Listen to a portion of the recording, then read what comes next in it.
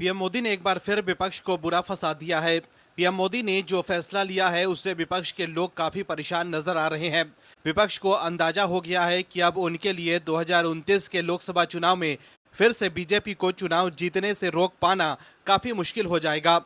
यही वजह है कि सोनिया गांधी से लेकर राहुल गांधी और कांग्रेस के तमाम नेता काफी बेचैन है। लेकिन दर्शकों, कांग्रेस को जो डर था वही हो गया है।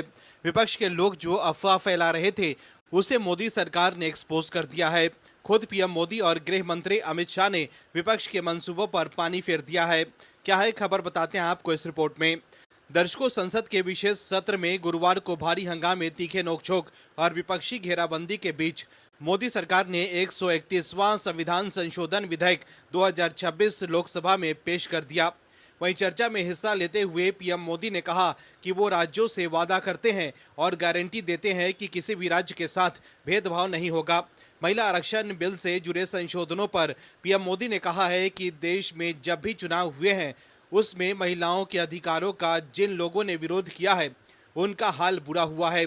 वहीं परिसीमन के मुद्दे पर उत्तर दक्षिण की राजनीति करने वालों को पीएम मोदी ने करारा जवाब दिया। पीएम मोदी ने कहा कि किसी के साथ भेदभाव नहीं होगा, अन्याय नहीं होगा। पहले के अनुपात को मेंटेन करने का आश्वासन और गारंटी भी दिया।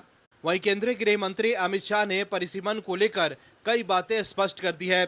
उन्होंने विपक्ष को जवाब देते हुए कहा कि परिसीमन के मामले पर भ्रम फैलाया जा रहा है। गृह मंत्री अमित शाह ने कहा कि दक्षिण भारत के राज्यों की सीटें बढ़ने वाली है।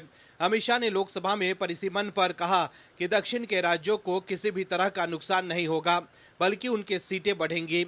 अमित शाह ने कहा कि भ्रम फैलाया जा रहा है कि तीनों विधेयक आने से दक्षिण की क्षमता सदन में कम हो जाएगी और दक्षिण के राज्यों को नुकसान हो जाएगा। कर्नाटक से अभी 28 सीटें हैं जो 5.15% है। वहीं संविधान संशोधन के बाद 43 हो जाएंगे, यानी जरा भी नुकसान नहीं होगा। शाह ने कहा कि कर्नाटक में 28 सीटें हैं, यानी 5.15%।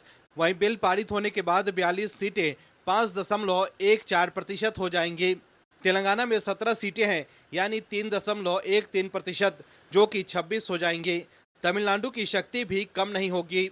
अभी तमिलनाडु में 39 यानी 7.18% सीटें हैं, जो कि बढ़कर 59 सीटें होंगी, यानी 7.23%।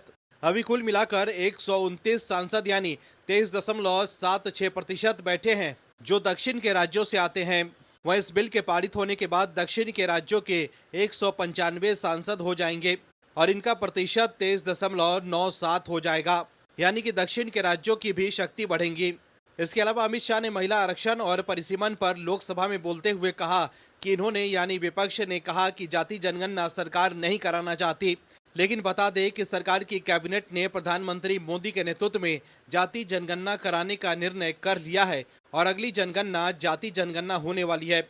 दर्शकों, आपको बता दें कि विपक्ष के लोग परिसीमन का विरोध कर रहे हैं। कांग्रेस के नेता राहुल गांधी ने सरकार के प्रस्तावित संविधान संशोधन को पावर ग्रैब बताते हुए डिलीटेशन और जेरीमेंडरिंग पर सवाल उठाए। राहुल ने कहा कि कांग्रेस महिला आरक्षण के समर्थन में है, लेकिन मौजूदा प्रस्ताव इससे जुड़ा नहीं है। केंद्र सरकार के प्रस्तावित संविधान संशोधन के प्रस्ताव पर हमला बोलते हुए राहुल गांधी ने इसे सत्ता कब्जाने की कोशिश करार दिया। राहुल गांधी ने एक्स पर अपनी बात रखी। उन्होंने वीडियो जारी करते हुए कहा कि कांग्रेस पार्टी महिला आरक्षण का पूरा समर्थन करती है, लेकिन सरकार की मंशा कुछ और है। वहीं सोनिया गांधी भी इसका विरोध कर रही है। कांग्रेस के नेता दक्षिण के राज्यों के साथ अन्याय बता रहे हैं, लेकिन पहले पीएम मोदी और फिर बाद में गृह मंत्री अमित शाह ने दूध का दूध और पानी का पानी कर विपक्ष को एक्सपोज कर दिया। गौरतलब है कि महिला आरक्षण अधिनियम के तहत लोकसभा और राज्यसभाओं में महिलाओं के लिए 33% सीटें आरक्षित की जानी है।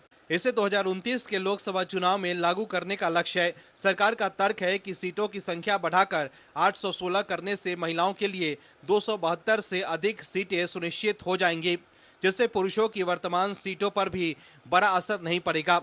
वहीं कांग्रेस और अन्य विपक्षी दलों ने इस परिसीमन पर सवाल उठाए हैं।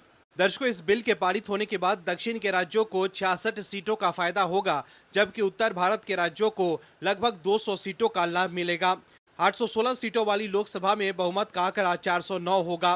विपक्ष को डर है कि उत्तर भारत के राज्यों यानी यूपी, बिहार, मध्य प्रदेश, राजस्थान आदि की कुल 471 संभावित सीटों के दम पर कोई भी दल दक्षिण भारत को नजरअंदाज करके केंद्र में सरकार बना सकता है। दर्शकों, विपक्ष के लोग भी जानते हैं कि बीजेपी उत्तर भारत में काफी मजबूत है।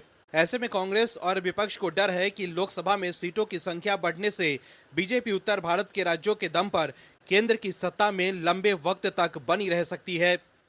आप दर्शकों से विनम्र निवेदन है कि चैनल को सब्सक्राइब जरूर करें।